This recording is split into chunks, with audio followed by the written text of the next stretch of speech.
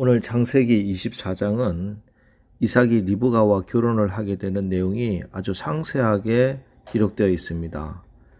1절에 보면은 아브라함이 나이 많아 늙었고 여호와께서 그에게 범사에 복을 주셨더라 하고 했습니다. 여기 나이 많아 늙었다라는 말은 원문을 의역한 것인데 직역을 하면은 그 날들로 나아가라는 뜻입니다. 즉 단순히 나이만 많아진 것이 아니라 인격과 믿음이 성숙했다라는 그런 뜻을 포함하고 있습니다. 사람이 나이가 많다고 해서 인격과 신앙이 다 성숙하는 것은 아닙니다만은 아브라함은 이제 모든 문제를 하나님 중심으로, 특별히 하나님의 언약을 중심으로 맡기는 성숙된 신앙이 된 것입니다. 아브라함은 자기의 전생애를 통해 하나님의 신실하심을 경험하면서 믿음이 성장했고, 또 이제 이러한 믿음의 개성을 위해서 종에게 자기 아들 이삭의 아내를 고향에서 데리고 오라 하는 것입니다. 그렇습니다. 하나님의 언약은 그 언약을 받은 사람이 죽어도 계속되는 것입니다. 사람은 나이 들고 늙고 죽어도 하나님의 언약은, 약속은 여전히 살아서 역사합니다. 왜냐하면 하나님께서 살아계시기 때문입니다. 하나님의 사람 아브라함이 죽은 후에도, 모세가 죽은 후에도, 여호수아가 죽은 후에도, 사울이 죽은 후에도, 그리고 하나님의 마음에 합한 사람이라는 소리를 들은 다윗이 죽은 후에도 하나님의 역사는 멈추지 않고 계속 흘렀습니다. 여기서 오늘 본문을 믿는 자는 믿는 자끼리 결혼해야 된다 하는 식으로만 보아서는 곤란합니다. 물론 예수 믿는 사람이 세상의 어떤 조건보다 믿음을 먼저 보아야 하는 것은 당연합니다만은, 오늘 아브라함이 자기의 고향에서 아들 이삭의 아내 될 사람을 데리고 나오게 한 사건은 그런 의미라기보다는 하나님의 구원과 축복은 언제나 하나님이 주도하신다 하는 것입니다.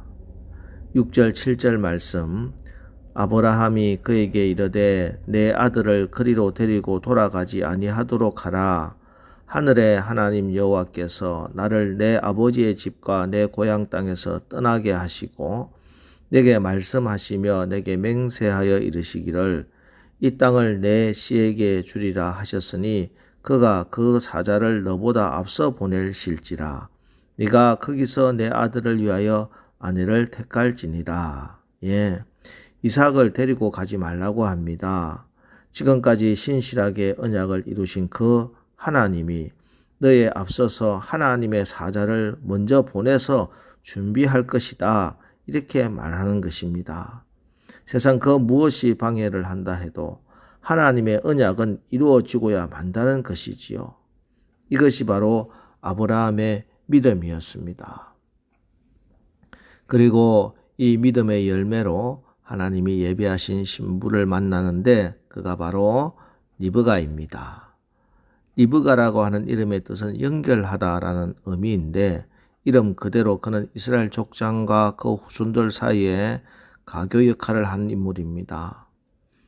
리브가는 아름답고 순결하며 부지런하고 하나님의 때가 될 때까지 현재의 삶에 최선을 다하며 살았습니다. 메소포타미아 나홀성 밖 우물가에서 주인 아브라함의 명령을 따라 그의 아들 이삭의 배필을 구하기 위하여 멀리서 사막길을 걸어온 늙은 종에게 그녀는 공손하게 한 그릇에 물을 대접한 후에 목이 말라 헐떡이는 열필의 낙타에게도 물을 먹입니다. 이것은 리브가가 하나님의 뜻과 섭리를 이루기 위한 지혜로운 행동이며, 낙타에게까지 물을 준 것은 그녀의 근면과 성실과 따뜻한 마음을 나타낸 것입니다. 그래서인지 리브가는 그 집안 안에서도 다른 가족의 신뢰를 받고 있었습니다.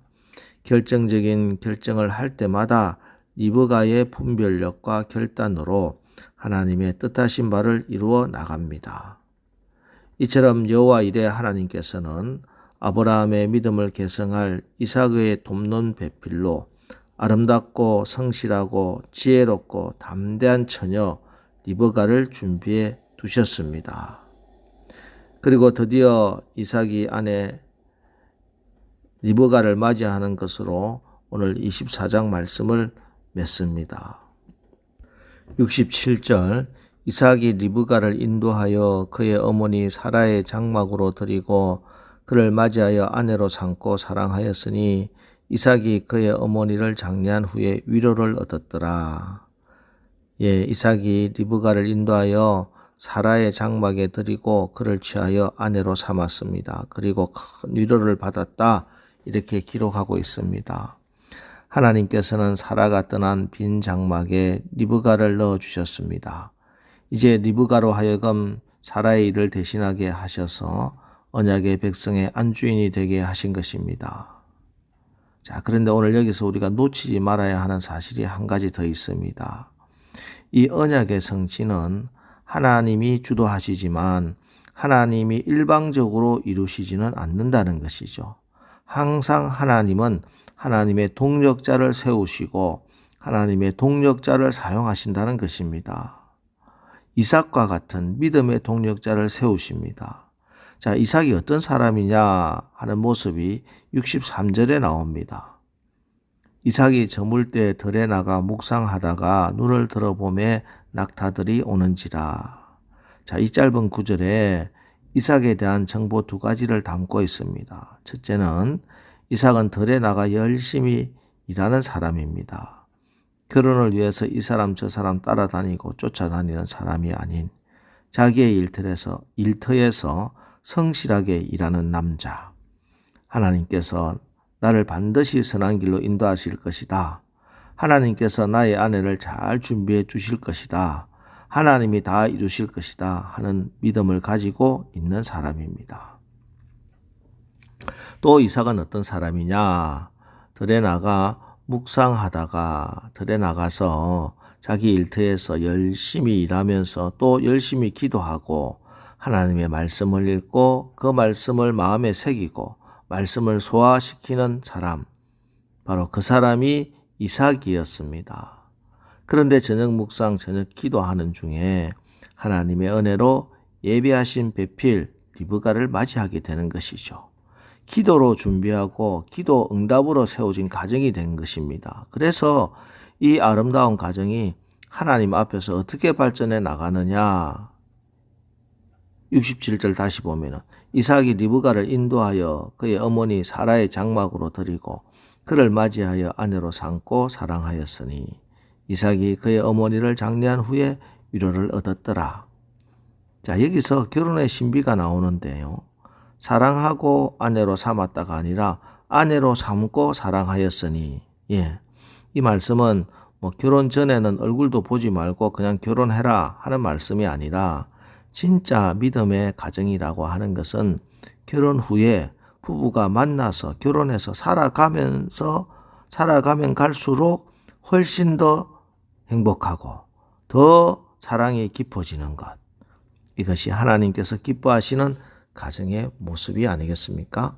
자, 오늘 새벽에 그래서 여러분의 가정을 위해서 또 여러분의 자녀 손주들의 가정과 배우자 만남을 위해서, 만남의 축복을 위해서 오늘 기도하시기 바랍니다. 그래서 여러분의 가정이 또 여러분의 자녀들의 가정이 이런 여호와 일의 은혜와 축복을 받아 살아가면 갈수록 훨씬 더 행복하고 사랑이 더 깊어지는 복된 가정들 다 되시기를 주의 이름으로 축원합니다.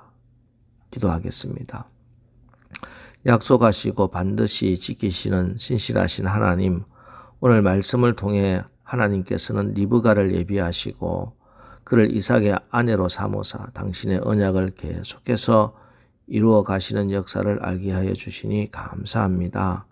하나님, 우리도 이삭의 가정처럼 하나님의 언약에 따라 믿음의 가정을 잘 이루어 가기를 원합니다. 우리 자녀, 손들이 만남의 복, 특별히 복된 배우자 만나는 축복을 받게 하옵소서. 그래서 각자 자기 일터에서는 성실하게 일하는 가정, 그리고 열심히 기도하고 하나님 말씀 잘 읽고 그 말씀 마음에 새기고 말씀에 순종하는 우리의 가정들 다 되게, 그래서 우리 가정들 살아가면 갈수록 세월이 지나면 지날수록 더 행복하고 더 사랑하고 더 복을 받는 그런 가정들 다 되게 축복하여 주옵소서. 예수님의 이름으로 기도합니다. 아멘. 자, 이제 우리의 가정이 또 우리 자녀들의 가정에 만남의 복을 주시고 살아가면 갈수록 더 잘 살아 하나님께 영광 돌리는 우리 가정들 다 되게 하옵소서. 오늘 말씀을 의지하여 우리 다 같이 기도하고 나가겠습니다. 우리 기도하겠습니다.